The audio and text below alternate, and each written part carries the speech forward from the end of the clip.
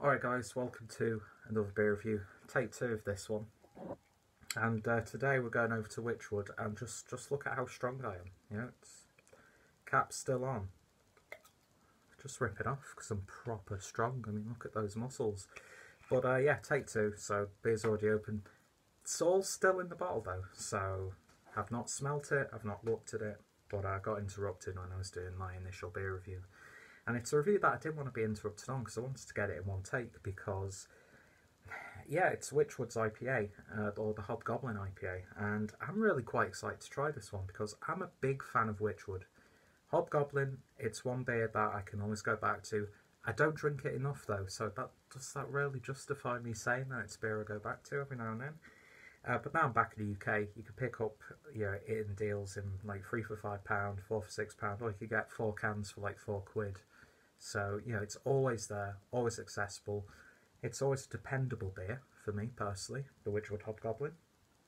And yeah, so when I heard that they were doing an IPA, which I think this was initially brewed for like the international sort of export market. I could be wrong about that, but recently they've started putting it into supermarkets, mainly Asda, from what I've been reading on the various Facebook groups. I mean, you could get this online in like the crates and I think like classic ales and stuff like that, or you could get it directly from the brewery. But the fact that they're putting this in supermarkets now, I'm very happy, and I've been looking for this for quite a while since I first heard that it was somewhat widely available. Picked this up in booths in Salford and MediaCity. Friggin' love that place, what an awesome place that is. And yeah, so I saw it, I thought, got to get myself a bottle of that, and get fantastic artwork once again from Wychwood. It's slightly different from the regular Hobgoblin. You've still got the Hobgoblin on there, but he's surrounded by hops and he's collecting hops. Don't know why you'd want to collect hops with an axe, so they must be pretty special hops, to be honest. Yeah, that's the thing with the Wychwood beer labels is you can create stories with them because they've got like fantastical imagery, somewhat mythical imagery, legendary imagery. That's what I like about it. I do love the Wychwood branding.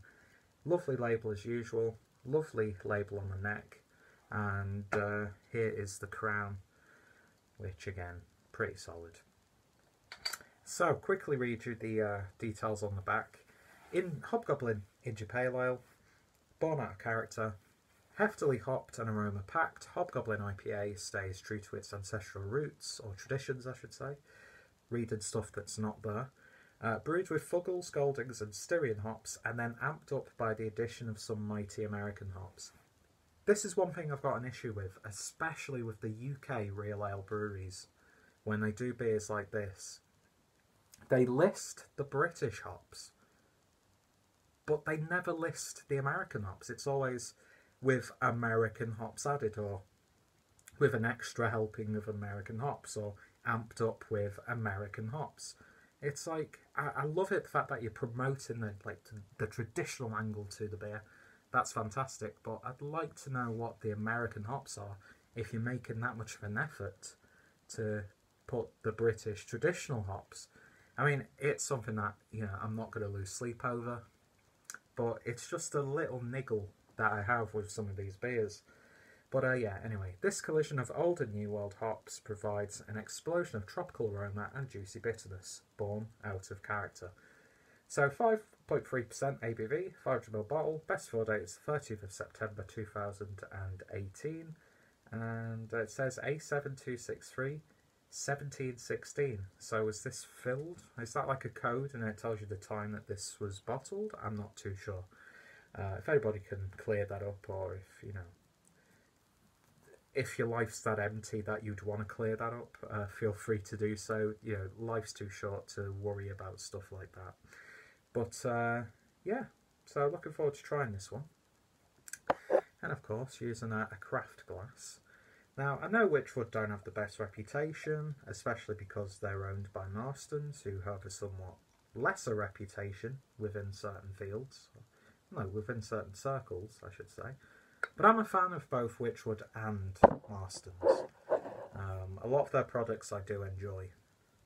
And I think it's only ever been Arrowwain that I did not like from Wychwood, but that was when I wasn't really into porters, so it's really unfair to even bring that up, so I might be doing that in the future. The review, that is. I'll always be bringing them for comparisons and making them for statements in my videos, because let's be honest, I'm pretty good at that. But yeah, I need to do a lot more Wychwood beers, because I've drank a hell of a lot, both in bottle and on cask, when I've been, especially in the Lake District, because there are a lot of Marston's pubs there. And yeah, they're one of the breweries that I'll always go back to. I owe a lot to them. I wouldn't have got into it. I probably would have got into real ale and craft beer because it's just fantastic in general. Because I did like a drink, even in my, you know, mega macro days. But if it wasn't for that Wychwood box of character, I don't think I would have got into it as hard as I am now. But anyway. And I still think they brew some absolutely fantastic beers. Hobgoblin, for instance, I really enjoy that. Is it the same beer before Marston's took over?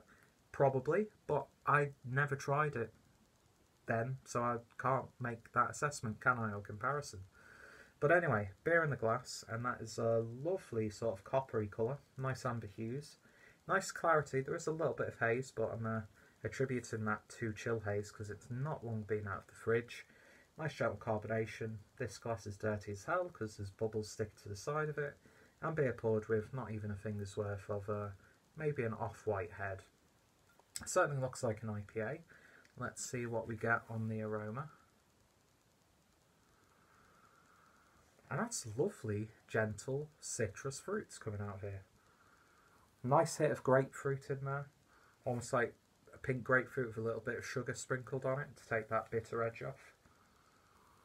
It's got a lovely, like, candy-like sweetness to it as well, like that sort of Rancher's Fruit Pastel, Jelly Baby sort of aroma. Haribo gummy sweets as well. A little bit of mango. There is that really nice, subtle tropical edge in there. It's actually a really nice bouquet of hops coming out of this one. I was not expecting it to be as vibrant and as fruity as it is. But it smells lovely. There's like a very gentle caramel sweetness in the background as well. Very subtle hint of spiciness. Not too much earthiness. There is like maybe a subtle piney edge in there. But as horrible as this sounds, this doesn't smell like your regular Wychwood beer. It really, really doesn't. Anyway, smells lovely. Let's give it a taste. Cheers.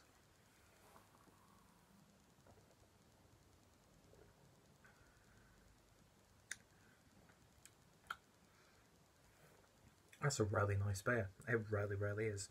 Is it the most fruity IPA you've ever tried? No, not really.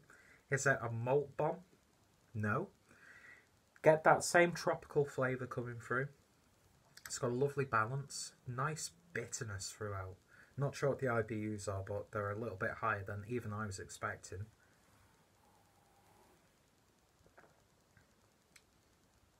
Getting like that starburst flavour in there. Again, lovely mango, tropical fruits, grapefruit bitterness, maybe a hint of blood orange.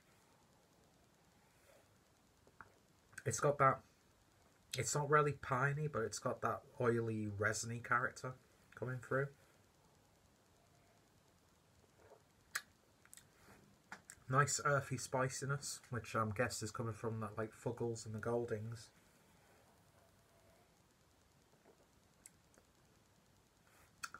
One little thing, a little bit thin.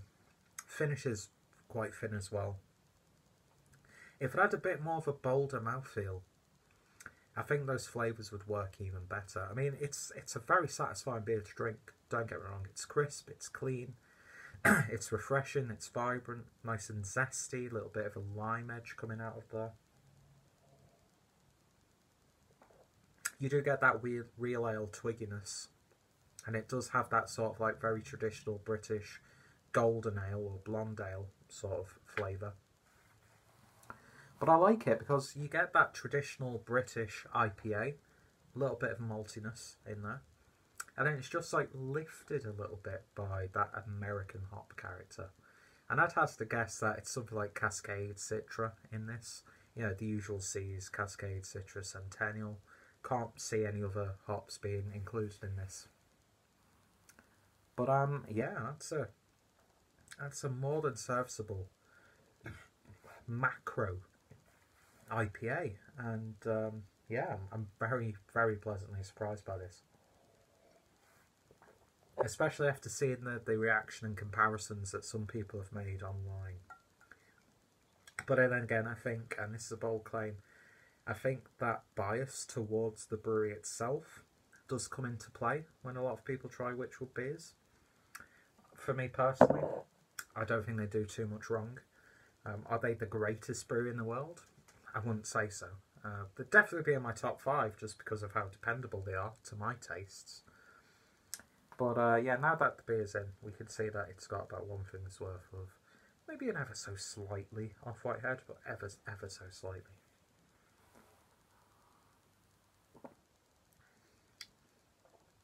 Yeah, that grapefruit bitterness is really, really nice on the back end. I do like that a lot.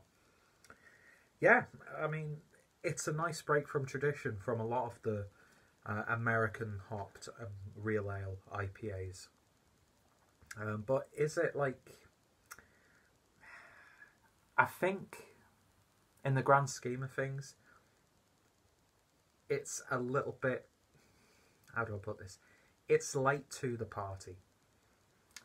You know, if they'd have released this earlier, I think it would stand more of a chance with its competitors. I think this is one of those beers that a lot of the people buying it will be that first initial 1 or 2 bottles.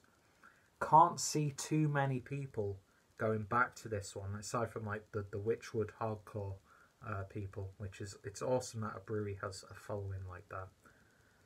But I could see a lot of people just having this once or twice and then thinking, I can, if I want that flavour profile just a little bit better, I can get this beer or that beer. For me personally, for like the £1.20 or something I paid for it, I would happily drink this again. You know, just a dependable, solid, it's not going to blow your mind, it's not going to make you reassess the world of beer, you know, it's not going to change your ideals or anything like that. But if you just wanted a very solidly crafted, real ale IPA with that American flair, but still sticks to its roots, then this is an absolutely fantastic IPA to try. So in terms of a rating then on this, I think I could give this one a very safe 8 out of 10. Yeah, really quite impressed with it, to be honest. Part of me was thinking it would be just like a very subtle dusting of American hops. But you do actually taste them. But it's, yeah, they've got that balance of old and new really nailed on this one. I'd love to see Wychwood go like balls out on like a really hoppy beer, just to see how they'd be able to cope with something like that. I'm sure with the premises and the expertise they'd be able to pull off a solid beer. But yeah, I'm really impressed with this one. Should have picked up 2 bottles of it. I really should have. So if you've tried this one, as always, let me know your thoughts and opinions down below. Are you a fan of Wychwood? Are you a fan of Marston's? Doesn't matter if you violently disagree with me. Let's get a discussion going. Yeah, if any of my friends or fellow beer reviewers have reviewed it, their links will be down below. Check out Wychwood, check out my IPA playlist and my Wychwood playlist. And of course, or did I already say that? I don't know. More importantly, I hope you join me next time for another beer review. So, sorry for that very clumsy ending. I hope you enjoyed this video, and I should hopefully twice in the same sentence. That's terrible. Good England. See you guys later.